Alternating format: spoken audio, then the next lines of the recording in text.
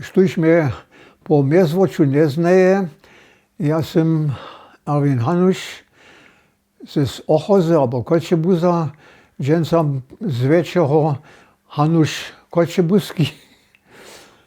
No haj, narodził sam so też w Kočebuzu, štož většina nie wie, nic w Ochozach, gdzie sam odros. Tam sam do zakładnej szule chodził, później sam chodził do od 54 lata w Budyšinie na serbską wyższą szulu wtedy. Potem sam szedł na studii slawistyki, wučerstwa do Lipska. Prenia powojenska stacja, była ryczna szula w Deszanku od 1. junia 1950. Od tam sam potem przyszedł na rozwóz, gdzie sam leto był.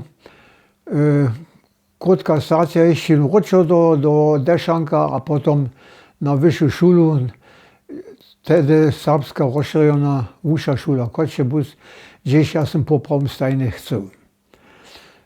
Zo sam tam tak potem tola jeszcze przyszedł, mam sobie poprawom dziękować tomu, że je Gerard Mucisz, wtedy, kiedy by się uczył ruszczyny na wyższej szule w Kočebuzu, szedł do Berlina, a oni trebachu nuznie wučerja ruszczyny.